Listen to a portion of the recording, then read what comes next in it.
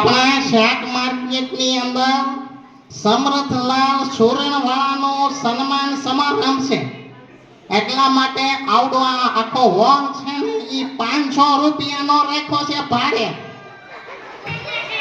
અને એટલા માટે અહીંયા જો આપણે કોથમરી ને મેથીના તોરણે લટકાવ્યા છે. આ સમરથલાલ સુરણવાળાએ છે ને 3.5 હાથનું ગાજર ઉગાડીને સરકારી ઇનામ મેળવ્યું છે. તો આપણે એકવાર તાળીઓનું ગડગડાટ કરી દઈશું.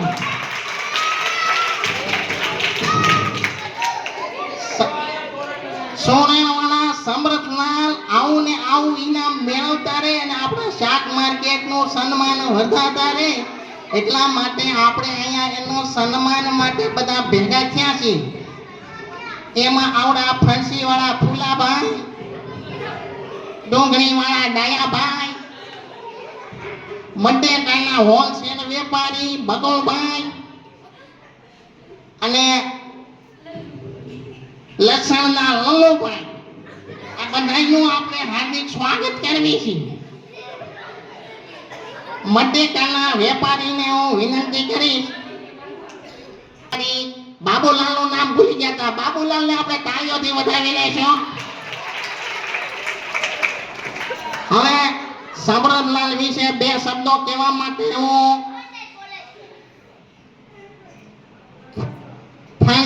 ફણસીભાઈને વિનંતી કરીશ કે તેઓ સમરથલાલ સુરણ વિશે 2 શબ્દો કહે.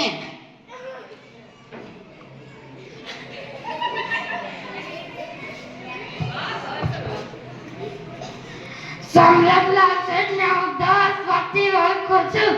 એમના દાદા ભલે સુરણવાળા હોય, તેમને ગાજરમાં ઇનામ મેળવ્યું છે. આજે તો એમની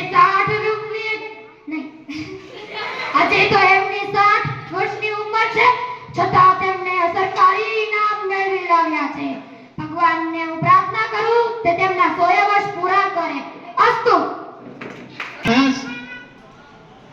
ફૂલાભાઈનો ખૂબ ખૂબ આભાર.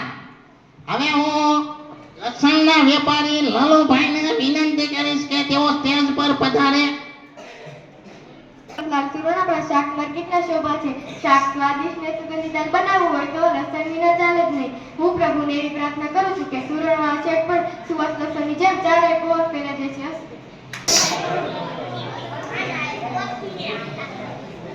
લલુભાઈનો ખૂબ ખૂબ આભાર. હવે બટેકાના હોલસેલ વેપારી એવા બગોળભાઈને વિનંતી કરીશ કે સ્ટેજ પર પધારે.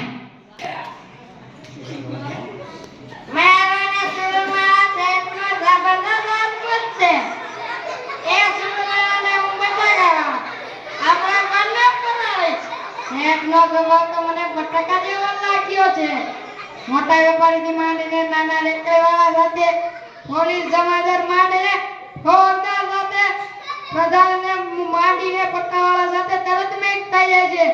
જેમ કે રીંગણા સાથે, ટામેટા સાથે, વટાણા સાથે, કારેલા સાથે, કાકડિયા સાથે તરત મેચ થઈ જાય છે. બસ મારો તો આટલું જ કહેવાનું છે. બાબુભાઈનો ખૂબ ખૂબ આભાર. હવે બટેકાના વેપારી બાબુલાલને વિનંતી કરીશ કે તેઓ સ્ટેજ પર પધારે.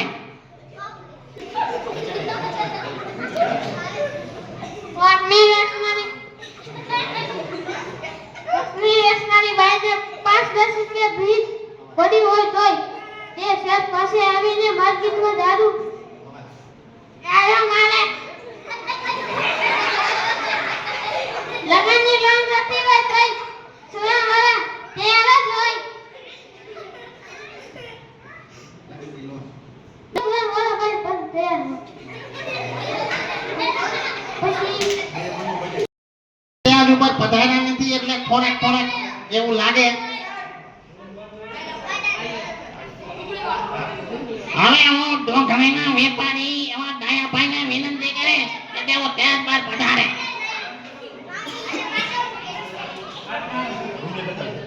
સમરથલાલને કોઈ બોલે લસણ સાથે સરખાવે, બકુભાઈ બોલે તેમને બટેકા જેવા કહે, પણ હું તો સમરથ શેઠને ડુંગળીના દડાજ સાથે સરખાવી.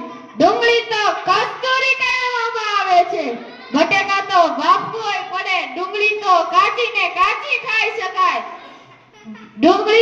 શાખા તો કસ્તુરીની જેમ મહેકે છે. ડુંગળી જેમ ગરીબોને ઘેર પણ જાય અને અમીરોને ઘેર પણ જાય, એમ જ સમ્રાટ શેઠ પણ ગરીબોને ઝૂંપડીએ પણ જાય અને મિલ માલિકોને બંગલે પણ જાય. હું તો કહું છું કે ડુંગળીની જેમ જ સમ્રાટ શેઠ ગરીબોને તવંગરની સેવા કરતા રહેજો. બસ મારું તો આટલું જ કહેવું છે. હસ્તુ ભાઈનો ખૂબ ખૂબ આભાર.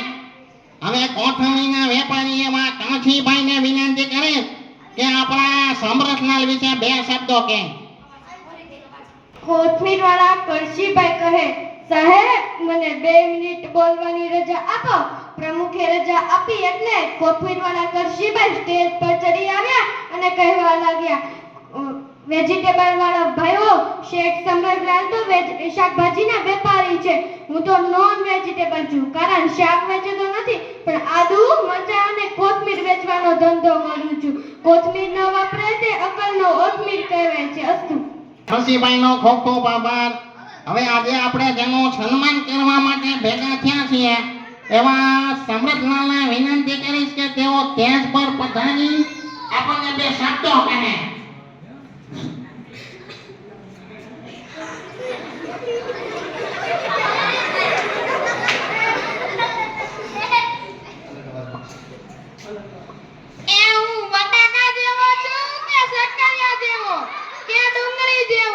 તેની મને તો કશી ખબર જ નથી. મારા ઘરમાંથી તો બધા મને મરચા જેવો કહે છે. મારા દાદાને સુરણનો વેપાર હતો ને મારા પોતે ગાજરનો વેપાર છે. મારા સાળાને શક્કરિયાનો વેપાર છે ને મારા જમાઈને જમરૂકનો વેપાર છે. તમે બધા અમારા કુટુંબને વેજીટેબલ ફેમિલી પણ કહી શકો છો. આપણે બધા વેપારીઓ ભેગા મળીને પંચકુટિયા શાક જેવા સ્વાદિષ્ટ થયા છે. હવે તો મારો વિચાર છે કે 1.25 મણનો શક્કરિયો ઉગાડવાનો પ્રયત્ન છે. પ્રભુની ઈચ્છા. તમારો બધાનો ખૂબ ખૂબ આભારી છું. અસ્તુ. આભાર સમરથલાલનો. જેમ બધાય શાકભાજી હળી મળીને રહે છે એમ આપણે બધાએ હળી મળીને રહેવું જોઈએ. હસ્તુ. રામ રામ.